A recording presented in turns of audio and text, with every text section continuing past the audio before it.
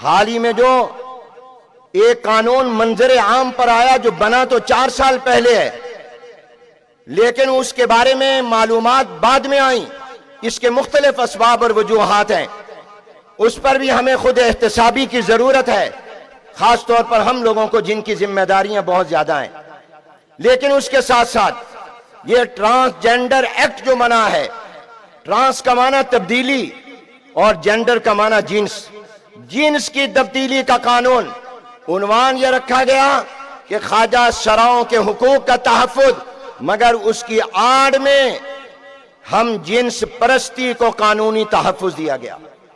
مرد سے، عورت سے شادی کر سکتے ہیں، اور میں ایک عرصے سے علماء کی مجلس میں یہ بیان کرتا ہوں کہ 1961 اور 62 میں حضرت مولانا شمس الحق صاحب افغانی رحمت اللہ علیہ نے خیر المدارس ملتان میں وفاق المدارس العربیہ پاکستان کی مجلس شورا کے اجلاس میں، جس میں اس وقت کے بڑے بڑے اکابر موجود تھے، حضرت مولانا محمد یوسف صاحب بنوری رحمت اللہ علیہ، میرے جد امجد مولانا خیر محمد صاحب رحمت اللہ علیہ، مفکر اسلام حضرت مولانا مفتی محمود رحمت اللہ علیہ، بڑے بڑے اکابر تھے۔ تو انہوں نے کہا تھا، علماء کرام، آپ کو میں آنے والے دور کا چیلنج بتانا چاہتا ہوں۔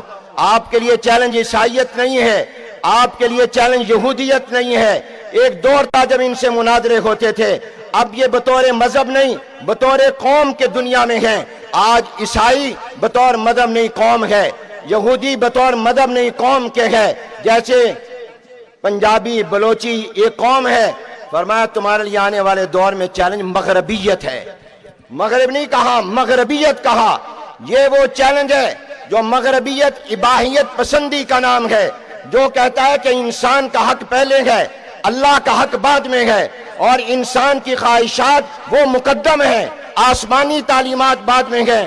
یہ پاکستان جو اسلام کے نام پر بنا، اس پر بھی تہذیبی دہشت گردی اور تہذیبی حملہ ہے۔ میں آج آپ سے درخواست کرنا چاہوں گا کہ آپ ٹرانسجنڈر ایکٹ کے بارے میں پورے ملک میں بینر لگائیں، آویزاں کریں، پینا فلیکس لگائیں۔ قرآن و سنت کے خلاف قانون نامنظور، شریعت کے خلاف قانون نامنظور، اور ہمیں اپنے خاندانی نظام کے خلاف قانون نامنظور۔ اس کو مہم اور تحریک بنائیں۔ اور تیسرا یہ ہے کہ اس قانون کو مسلم لیگ نون نے بھی پاس کیا، پیپلز پارٹی نے بھی کیا، تحریک انصاف نے بھی کیا، ان کے تمام ایم این اے کے پاس۔ آج میں آپ سے یہ درخواست کر رہا ہوں اس امید کے ساتھ کہ آپ اس فقیر کی آواز پر توجہ دیں گے۔ آپ جانے کے بعد اپنے اپنے حلقوں کے ایم این اے کو ملیں، سینیٹر کو ملیں، اپنا احتجاج ریکارڈ کروائیں اور ان کو کہیں ہم نے تمہیں ووٹ یا ہمارے علاقے نے ووٹ اس لیے نہیں دیا تھا کہ تم اسلام کے خلاف قانون پاس کرو، تم نے ہمارے مینڈیٹ کی توہین کی ہے۔ آئندہ الیکشن میں ہم سے ووٹ مت مانگنے آنا، پہلے اس قانون کو ختم کرواؤ۔ آپ نے اپنے اپنے حلقے کے ایم این اے، سینیٹر، ممبران پارلیمنٹ کو جا کر اپنا احتجاج ریکارڈ کروانا ہے۔ کروائیں گے کہ نہیں کروائیں گے؟ یہ آپ کا اور میرا دینی اور ایمانی فریضہ ہے۔ آپ کو وہ حدیث پیش نظر رہنی چاہیے، بستی کو تباہ کیا گیا، عذاب آیا، فرشتوں نے کہا اللہ ایک بندہ تیرا نیک بھی ہے، اب آنکھ جھپکنے کے برابر کبھی گناہ نہیں کیا ہے، اس کو بھی برباد کر دیں۔ فرمایا اس کا رنگ نہیں بدلا تھا، اس کے چہرے کا رنگ بھی متغیر نہیں ہوا تھا، بغاوت کو دیکھ کر، گناہوں کو دیکھ کر اس کو بھی تباہ برباد کر دو۔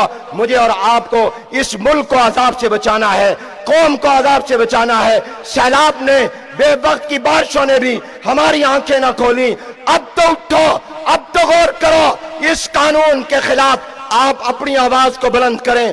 اور میں آپ سے درخواست کروں گا، خاص طور پر پنڈی اسلام آباد کے علماء سے، آج ہم نے اجلاس بھی کیا ہے، ہم باقاعدہ ایسے ساتھی مقرر کریں گے جو اپنی نظر رکھیں گے قومی اسمبلی پر، سینٹ پر، اس کی قائمہ کمیٹیوں پر کہ کون سا بل آ رہا ہے، کون سا قانون آ رہا ہے جو شریعت کے خلاف ہو، بجائے اس کے کہ وہ بن جائے پھر ہم احتجاج کے لیے نکلیں۔ ہم نے آئندہ اس کو بننے سے روکنا ہے۔ آپ اس کا ساتھ دیں گے کہ نہیں دیں گے؟ آپ نے بننے سے روکنا ہے۔ چوکوں پر، چوراہوں پر بینر کو عام کرو، الیکشن آنے والے ہیں، کوئی ووٹ مانگنے آئے اس سے ختم نبوت، ناموس رسالت کے تحفظ، غیر اسلامی، غیر شرعی قوانین، ان کے بارے میں کبھی وہ ووٹ نہیں دے گا، بھلے پارٹی فیصلہ کر لے۔ اس پر آپ کو ان سے حلف لینا چاہیے۔ اور جہاں تک موجودہ قانون کی بات ہے، حضرت مولانا فضل الرحمان صاحب دامت برکاتہم العالیہ ہمارے درمیان مشورے جاری ہیں۔ حضرت مولانا نے اس پر اپنے جمعیت کے رفقا کو مقرر کیا، پورے قانون کا جائزہ لیا، پھر ان کے رفقا نے ایک مسودہ تیار کیا، حضرت نے وہ مسودہ بھیجا حضرت مولانا مفتی محمد تقی عثمانی صاحب دامت برکاتہم کے پاس، پھر خود مولانا کراچی تشریف لے گئے، حضرت سے ملاقات ہوئی اور اس کے مطابق حضرت کو مسودہ دیا، حضرت نے غور کر کے اس کا ایک ترامیم کچھ کی، اس کے اندر مزید اصلاح اور بہتر کیا، پھر حضرت نے اپنے ساتھیوں کو دیا، وہ الحمدللہ تیار ہو گیا۔ میں یہ بات آپ کے سامنے ریکارڈ پر لانا چاہتا ہوں کہ اس قانون کا خاتمہ وفاقی شرعی عدالت کے ذریعے نہیں ہوگا، یہ پارلیمنٹ کے ذریعے ہوگا۔